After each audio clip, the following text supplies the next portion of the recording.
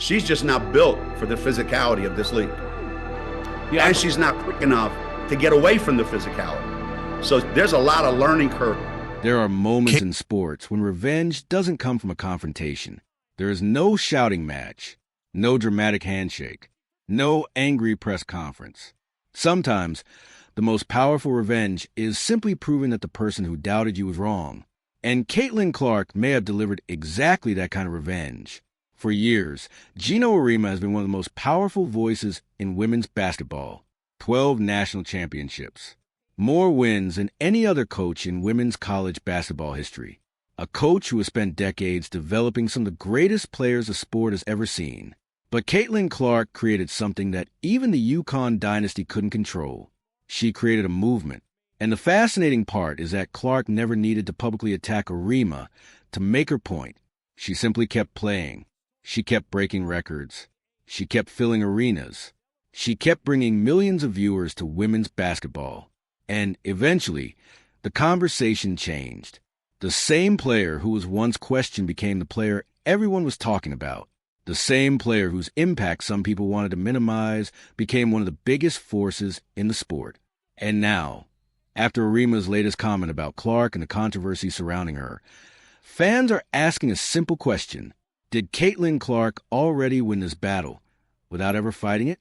Because the story between these two names goes back much further than one recent interview. It goes back to college basketball. It goes back to recruiting. It goes back to Iowa. It goes back to UConn. And it goes back to the moment Caitlin Clark realized that she didn't need the approval of the most powerful program in women's college basketball. She could build something of her own. Before Caitlin Clark became a WNBA superstar, before packed arenas followed her everywhere. Caitlin Clark. I completely believe they lost a golden opportunity. You could have got one of those 12 spots. Now look, every woman on that team is deserving. Pointers became one of the most recognizable sights in women's basketball. She was simply one of the most talented young players in America. And like almost every elite basketball player, she dreamed about playing at the highest possible level. UConn represented the highest level of women's college basketball. For decades, Geno Auriemma had built UConn into a machine. Championship after championship, star after star. Sue Bird, Diana Taurasi, Maya Moore, Breanna Stewart, and so many others. If you were a young basketball player dreaming about becoming great, UConn was impossible to ignore. Clark grew up in Iowa, and UConn's interest or lack of it became part of her story. According to reporting from the Wall Street Journal, UConn ultimately did not recruit Clark, choosing instead to pursue Paige Bueckers. That decision would eventually create one of the most fascinating alternate histories in women's basketball. What if Clark had gone to UConn? What if she had played alongside the players who later became her rivals? What if Clark and Bueckers had become teammates instead of competing against each other? Nobody can answer those questions. But one thing is clear. Clark didn't allow the rejection to define her. She went to Iowa, and that decision changed everything. At Iowa, Clark wasn't walking into the most dominant program in women's basketball. It's not just that she leads D1 with 115 three-pointers this season, or that she's shooting 38.2%. She wasn't joining a team that automatically expected to win every championship. She had to build something, and that's exactly what she did. Game after game, Clark became more dangerous. Her range became ridiculous. Her passing became elite. Her confidence became contagious. And eventually, Iowa transformed from a respected program into one of the biggest stories in college basketball. Clark wasn't simply scoring points. She was changing how people watch women's basketball. People who had never watched a women's college basketball game were suddenly watching Iowa. People were buying tickets. People were watching highlight clips. People were debating her performances online. And then came the postseason. The 2023 National Championship game put Clark on an enormous stage. Iowa didn't win the title that night, but Clark's performance became one of the most memorable individual displays in tournament history. Then came 2024. Iowa returned to the championship game. Again, Clark became the center of the basketball universe. And this time, her story eventually crossed directly into Geno Auriemma's world. The Final Four. Iowa versus UConn. Clark versus the program that had once passed on her. That was the kind of sports storyline Hollywood would struggle to write. And when Iowa defeated UConn 71-69 in the 2024 Final Four, the symbolism was impossible to ignore. Clark hadn't needed UConn. She had built Iowa into a powerhouse, and she had just eliminated Geno Auriemma's team on the biggest stage in college basketball. That wasn't revenge in the traditional sense. There was no celebration directed at Auriemma, no trash talk, no insult, just basketball. And sometimes basketball speaks louder than words. After dominating college basketball, Clark entered the 2024 WNBA draft as the number 1 overall pick. The Indiana Fever selected her, and suddenly, the expectations became enormous. Clark, she fires, and it goes! She hit it!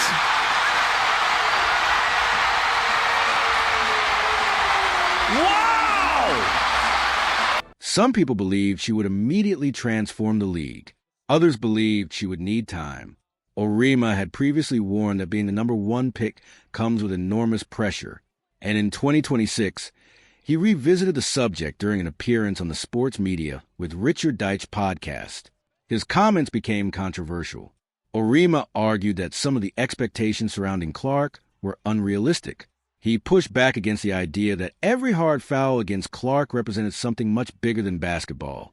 He also criticized what he viewed as an exaggerated narrative surrounding Clark and her impact. The comments immediately reignited the debate, because there's a difference between saying a player needs time to develop and saying the attention surrounding that player is excessive, and Clark supporters were ready to respond. But here's where the story gets interesting. Clark didn't need to respond directly. Her resume was already responding for her. When Clark entered the WNBA, she didn't have a perfect rookie season. There were turnovers. There were difficult games. There were defensive challenges.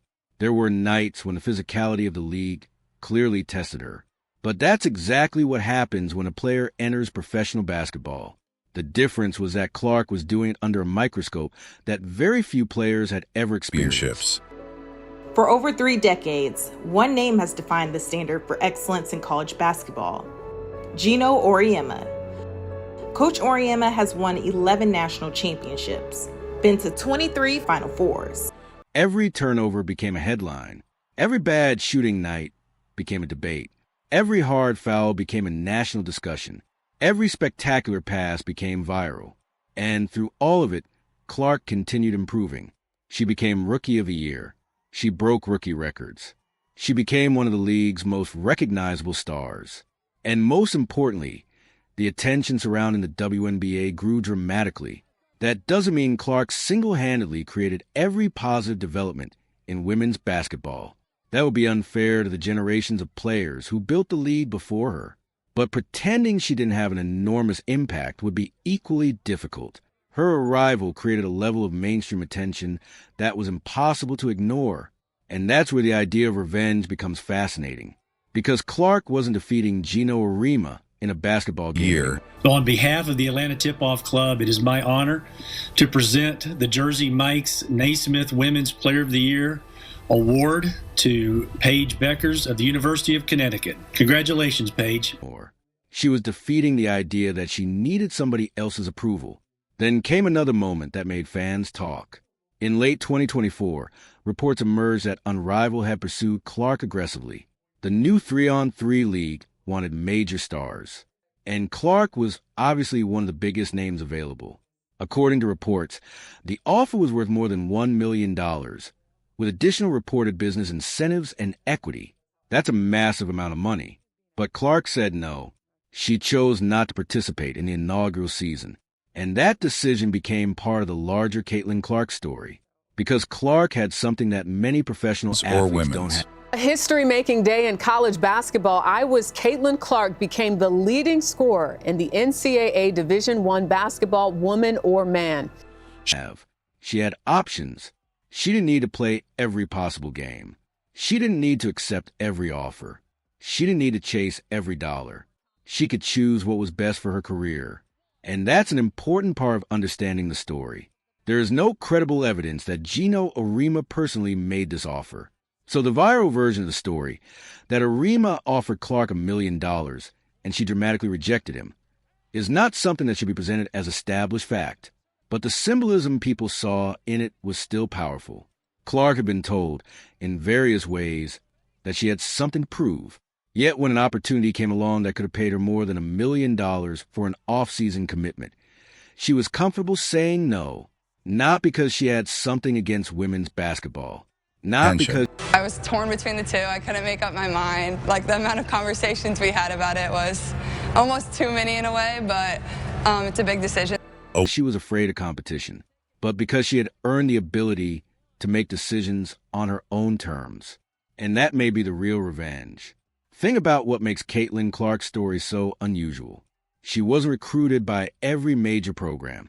She didn't need to join the most famous college team. She didn't need to play for Geno Auriemma. She didn't need to become a UConn Husky. She went to Iowa, and then she turned Iowa into a national attraction. She didn't need to wait for the WNBA to make her... For the final time, the Carver crowd filled the arena to see Caitlin Clark. Clark still chasing a record, looking to become the all-time scorer. Famous. She arrived with millions already watching. She didn't need to chase every off-season opportunity. She could turn down massive offers and prioritize what she believed was best for herself. And she didn't need to answer every criticism. Her performance could answer for her. That is what makes the story so compelling. Because the loudest response isn't always a quote. Sometimes it's a career. Now, to be fair, with the first pick in the 2024 WNBA draft, the Indiana Fever select Caitlin Clark. But Auriemma's comments aren't necessarily proof that he hates Caitlin Clark. That would be an unfair conclusion. Auriemma has spent decades coaching elite basketball players. He understands how much pressure comes with being a number one pick. And his argument was essentially that Clark's popularity shouldn't cause every basketball incident to become a cultural or political referendum. We talked to Geno Auriemma before we started our show live. That's a legitimate perspective to debate. The problem is that Clark supporters heard something different. They heard another attempt to minimize the scale of what Clark had accomplished. And that's where the conversation... I'm 57 years old, and she's one of the greatest players I've ever seen. Every single time she makes her three, she makes her free throws, she gets logos. It's just really fun to watch. Had disrespect. Because Clark isn't just a player anymore. She's become a symbol of the changing business of women's sports. The WNBA is experiencing a new level of attention. Players are getting more visibility. The Sky's Kennedy Carter hitting a shot, then heading over to Clark and shoulder checking her. Economics and incident are changing. The television audience is changing. And the debate around Clark has become part of that transformation. So when someone is in... Greatness is often defined by moments, by championships, by victories. Influential, as Auriemma talks about Clark, people listen. And when he criticizes a narrative around her, people react. Imagine if Clark had responded with an angry statement. Imagine if she had attacked Auriemma personally. Congratulations, Caitlin. You are the 2024 Kia WNBA Rookie of... Receiving 60... Imagine if she had called him out in an interview. That would have created another controversy. The story would become about drama. But Clark didn't need that.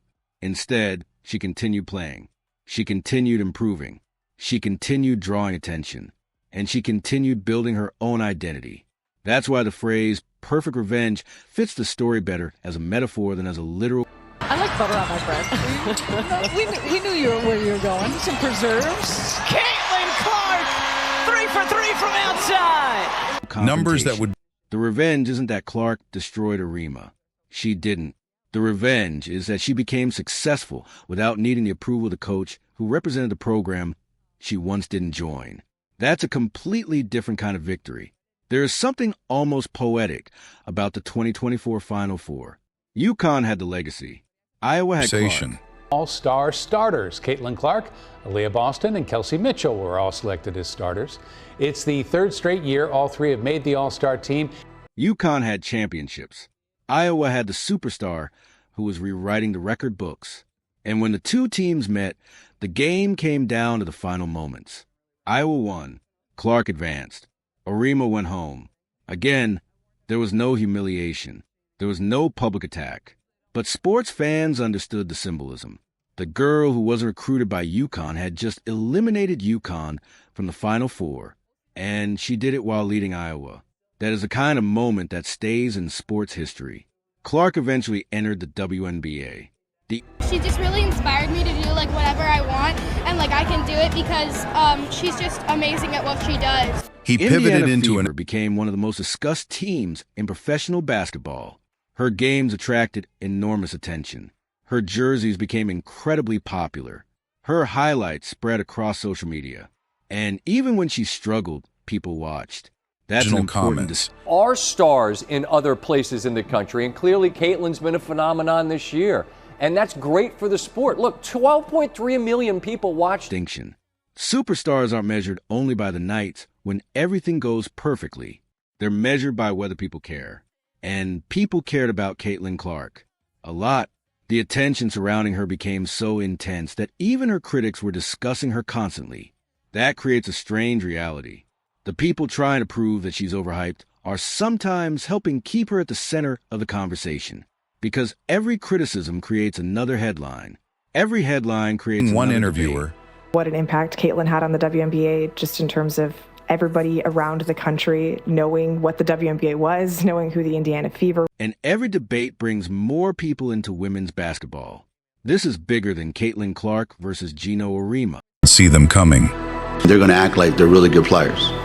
You see it all the time. You see it at every AAU tournament. You see it every high school game. That's the real story. Women's basketball has been evolving for decades. Players before Clark fought for better salaries. They fought for better facilities. They fought for media coverage. They built fan bases. They played overseas because WNBA salaries were not enough. They created the foundation.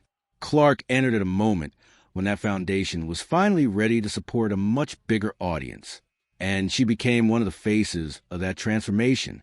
That's why arguments. Pretty impressive for Caitlin to win Rookie of the Year in a dominant fashion when it is going to be one of the great rookie classes in the history. Her impact becomes so emotional. People aren't just arguing about one player. They're arguing about what the next era of women's basketball will look like. Geno Auriemma is one of the greatest coaches in basketball history. His accomplishments cannot simply be dismissed. He built UConn into an institution. He helped shape the modern women's game. He coached some of the greatest players ever. So when Clark's generation arrives, it's natural that there will be tension between different eras. The old guard built the foundation. The new generation is expanding the building. And Clark is one of the most visible faces of that new generation. That doesn't mean the old era was wrong. It means the sport is changing. And change almost always creates arguments. This may be the most important part of the entire story. Caitlin Clark doesn't need to convince everyone that